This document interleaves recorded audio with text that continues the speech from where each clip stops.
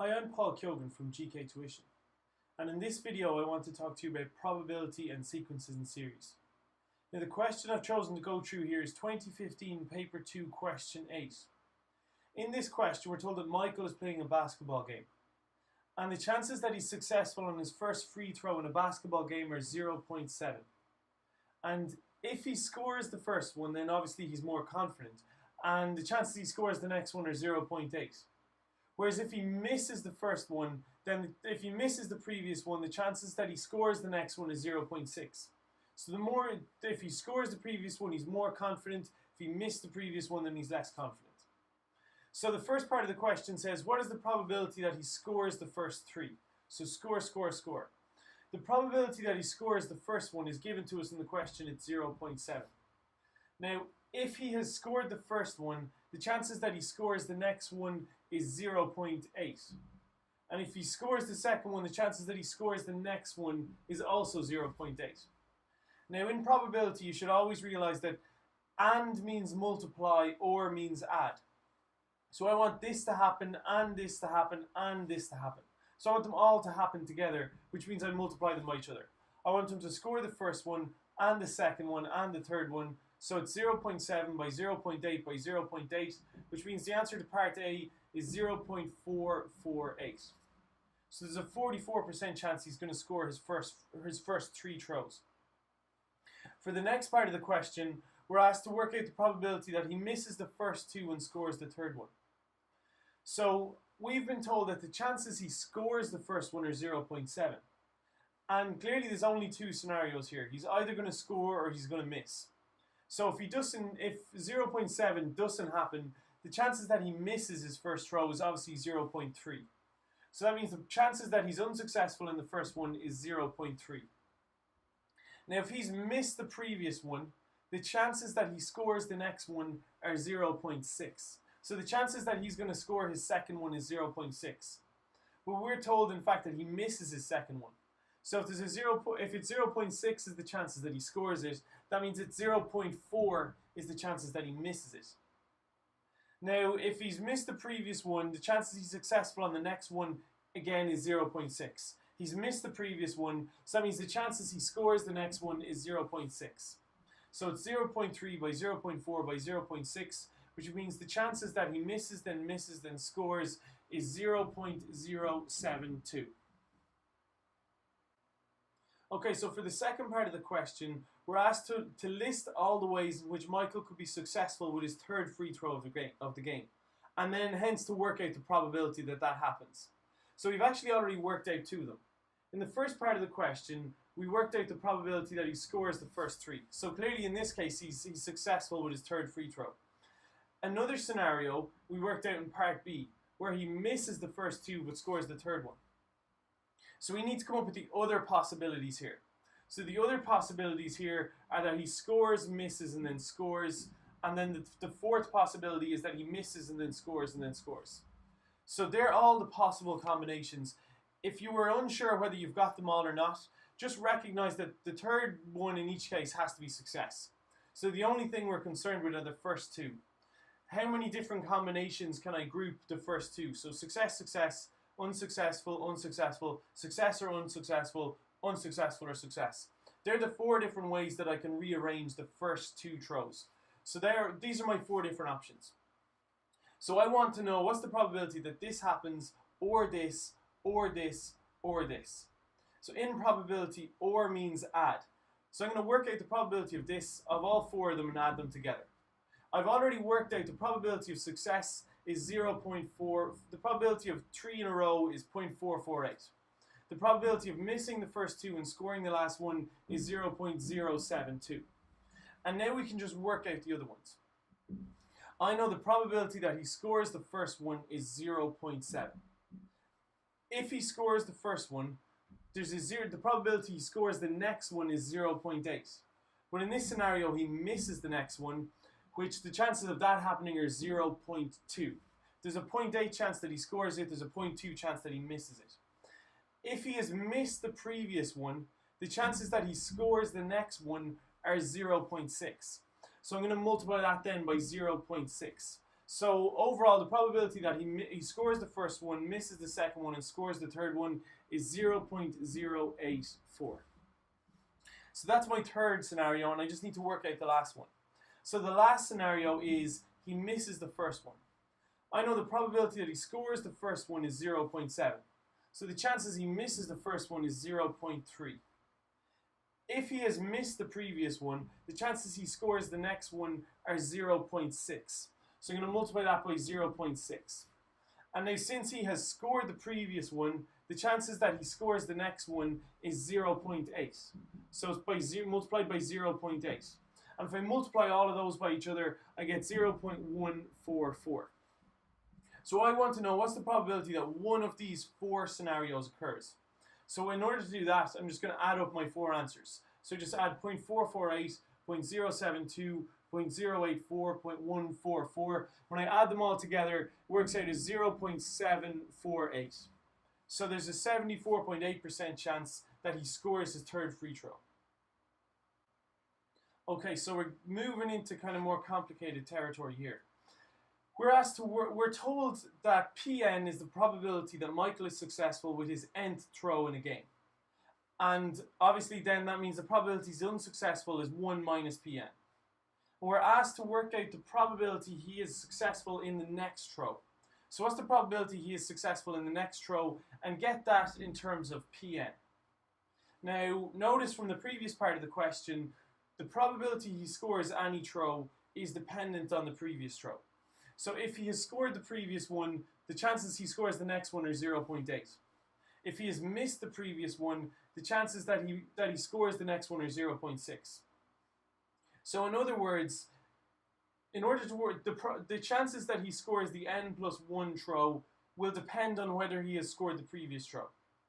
So in order to work out the probability that he scores this one, there's two possible scenarios. Either he was unsuccessful in the previous throw and now he's going to be successful, or, which means we add, he was successful in the previous one and now he's going to be successful in this one. So there, if this happens or this happens, he's going to score the next one. He's going to score the n+1 throw. So here the U here represents the nth throw. He could be unsuccessful in the nth throw and then successful in the n+1 throw. He could be successful in the nth throw and then unsuccessful in the successful in the next one.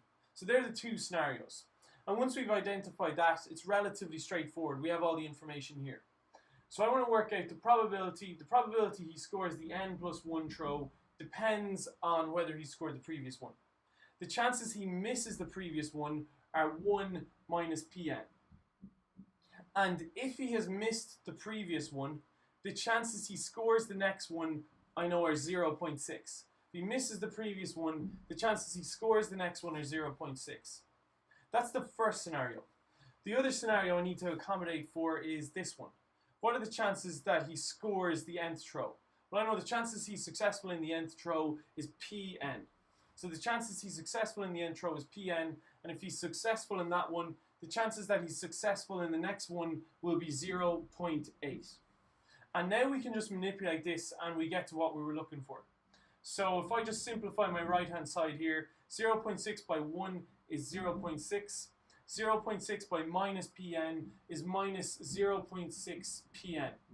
Plus 0.8 by Pn is 0.8 Pn. And then I end up with just Pn plus 1. The chances he scores the n+1th throw is, I've got 0.6, and I've got 0.8 minus 0.6, which is plus 0.2 times Pn. And that is what we were asked to prove originally. Again, because it asked me to show it, if it ever says verify or show, always do some kind of a conclusion. So I just say true. I just put a tick beside it and say that it's true. Okay, so for D part 2 of this question, we're told to assume that P is Michael's success rate in the long run. That Pn plus 1 equals Pn equals P. Or in other words, after a while, when he's taken enough shots, the chances that he scores any one basket are all the same. So it's all the same. The chance he scores the 570th one is the same as the chances he scores the 571st one. That he's thrown so many that they all morph into 1. It tells me to use my answer to D part 1 in order to prove that P is equal to 0.75. This is just, again, it's kind of cryptic and it's kind of wordy, but it's actually incredibly straightforward. My answer to the previous part was that Pn plus 1 equals 0.6 plus 0.2 times Pn. I just need to rewrite this, except instead of Pn plus 1, I'm going to put in P. And instead of Pn, I'm going to put in P. So I can just say that P is equal to 0.6 plus 0.2 P. So I just subbed in literally what they told me to do. Now I've got one equation, one unknown. It's relatively straightforward to find my P. So let's just bring this term to the other side. I get P minus 0.2P is equal to 0.6. So this is 1P minus 0.2P, which gives me 0.8P is equal to 0.6. So if I divide both sides by 0.8, I'll get P is equal to 0.6 over 0.8, or in other words, 0.75, which is 3/4. So the question itself, it sounded quite difficult, but it was actually quite straightforward. Okay, so for E part 1 of this question now, we're told that AN is P minus Pn. And we're being asked to prove that it is a geometric sequence. In order to prove something's a geometric sequence, you have to prove that one term divided by the previous term is a constant. And we're told that that constant in this case is 1/5. So if I know, so my bottom line here, clearly my AN is just going to be P minus Pn. And to get AN plus 1, just everywhere there's an n on this line, I'm going to sub in n plus 1. So my top line becomes P minus Pn plus 1. So I need to try and simplify this down so that all of the Pn's cancel and I'm just left with a number. So this, somehow I need to get this to 1/5. So what we should do is draw our attention to the previous values we have. We've been told in the question to take P as 0.75, and previously I've worked out that Pn plus 1 is this. So at least I can get Pn plus 1 in terms of Pn and eliminate one of my variables. So for the top line here, instead of a P, I can put in 0.75. And instead of Pn plus 1, it's 0.6 plus 0.2 times Pn. And the bottom line is, instead of a P, it's 0.75. And for the moment, there's nothing that we can really do with our Pn. But at least now we've only got one variable, so we're getting closer. Somehow we need these variables to cancel each other out. So if I simplify my top line, I'm going to get 0.75 minus by 0.6 is just minus 0.6. Minus by plus 0.2 is minus 0.2, and that's a Pn, divided by 0.75 minus Pn. Now I can continue to simplify the top of my fraction. 0.75 minus 0.6 is 0.15 minus 0.2 times Pn over 0.75 minus Pn. Now I think it's at this stage that you might at this stage you need to look at the answer in order to work out what's next. So my answer needs to be 1/5. So I want to have a 1 on the top and a 5 on the bottom. You should recognize that 0.75 is 5 times as big as 0.15. And that minus 1 is 5 times as big as minus 0.2. So this is where you look at your answer and now you begin to try and manipulate your question so it looks a bit like it. So what you can do, on the top line there's nothing to be done. We can just leave the top line as it is. So, but on the bottom line, what we can do is factorize out 5. If we take 5 out as a common factor, then 5 into 0.75 goes 0.15 times. 5 into minus 1 goes minus 0.2 times. So you'll notice that I have the same thing on the bottom in my bracket as I do on the top. So what I would do then is on the top I'd put a bracket around that and a 1 outside it. My bracket on the top and my bracket on the bottom will cancel each other out, so that all that I'm left with is 1/5. So I think at this stage in the question, it's getting very, very complicated. But they did literally tell you exactly what to do. They told you find AN plus 1 and AN, and they've told you what AN is, so it should be relatively straightforward to get to here. And then at that point, you know, you just need to manipulate this to get to 1/5. We've a lot of different information about Pn plus 1, about Pn, and about P. But I think that's the kind of question that in an exam, probably the first thing you would do might not work out. You might have tried this question a different way. Maybe the second thing you do wouldn't work out. I think the key is to just keep on trying different things, just keep on following the rules of maths, and eventually it will work itself out. So I think the key to that kind of a question is trial and error. It's wishful thinking to think that you would have got that question and you would have known what to do straight away. I think it's a matter of you try something, see if it works, and if it doesn't, you try something else. Okay, so let's move on now and talk about the next part of the question. Okay, so for E part 2 of this question, we're asked to find the smallest value of n for which p minus pn is less than 0.00001. Okay, so this is E part 2, so make sure you refer back to E part 1. In E part 1, I was told that an is equal to p minus pn. So in other words, an is less than 0.00001. That's another way of saying the same thing. Now remember, they told me that an is a geometric series. So I want to find the first value of n for which this geometric series is less than 0.001. When you realize you're dealing with a geometric series, the first thing you do is you write out your OR, you write out your a, which is your first term, and your OR, which is your common ratio. In the previous part of this question, I worked out that my common ratio was 1/5. So I need to find my a. So I need to find the first term. So that means instead of an, I want to find a1. So a1 would be p minus p1. Now, so a1 in this case, p represents, remember, is the 0.75 which we worked out in D part 2. So p is 0.75, whereas p1 represents the probability that he scores his first shot. The probability, from the very, very start of the question, the probability he scores the first one is 0.7. So a1 is p minus p1, a1 is 0.75 minus 0.7, so I can say that a, the first term in this geometric series, is 0.05.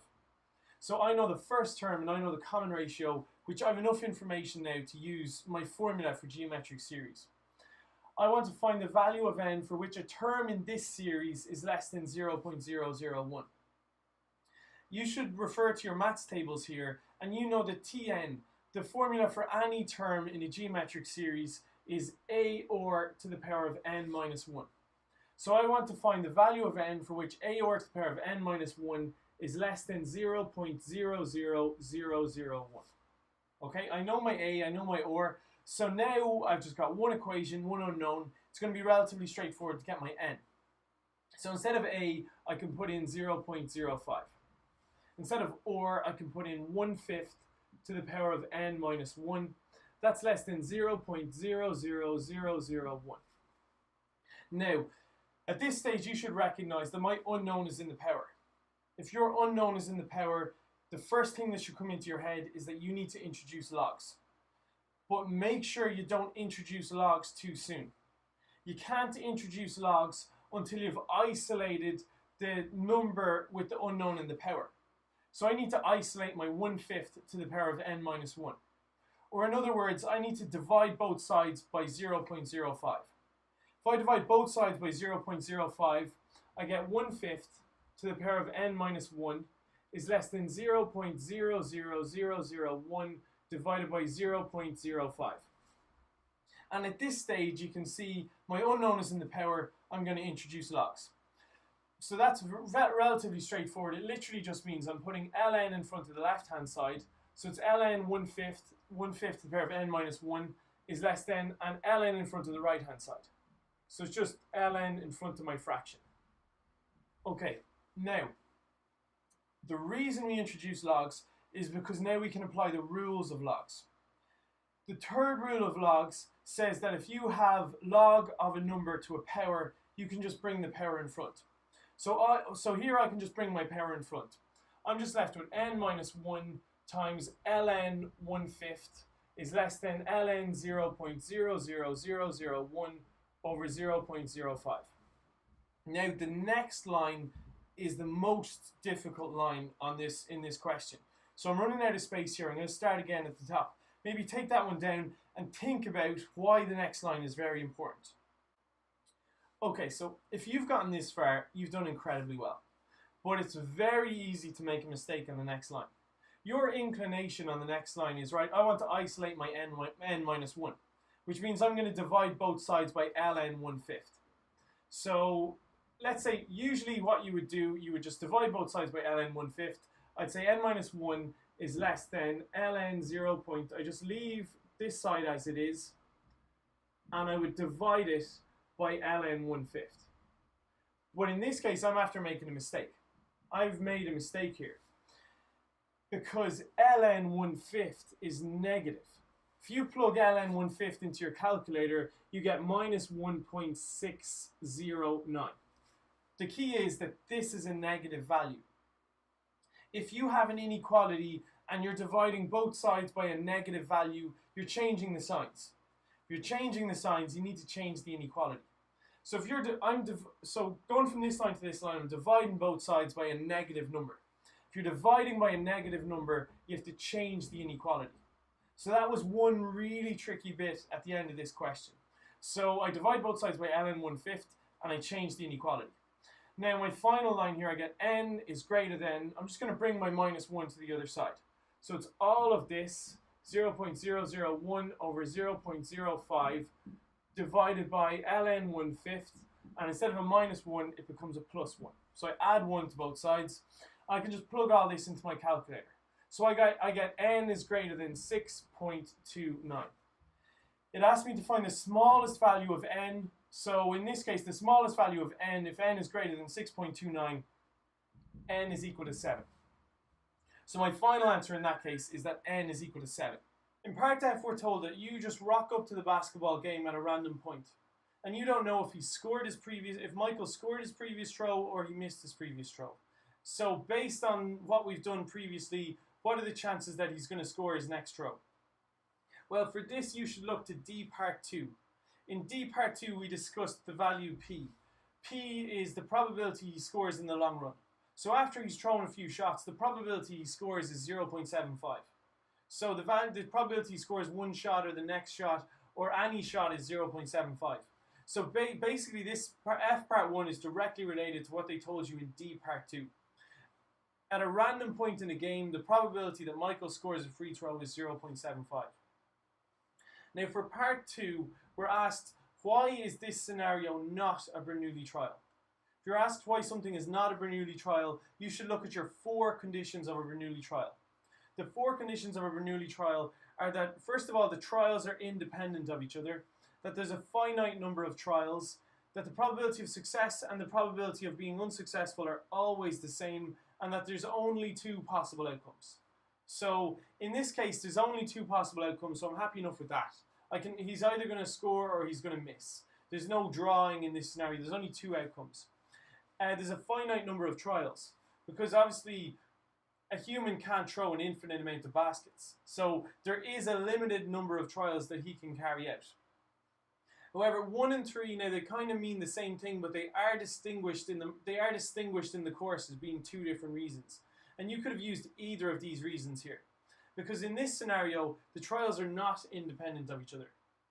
If he has scored the previous shot, he's more likely to score the next one. If he missed the previous shot, he's less likely. So trials are not independent of each other. They do depend on each other. The chances he scores 1 depends on the previous shot. An example of a trial trials that are independent are flipping a coin. If you flip a coin, doesn't matter if you got heads last time, you've still got a 50-50 chance of getting heads the next time.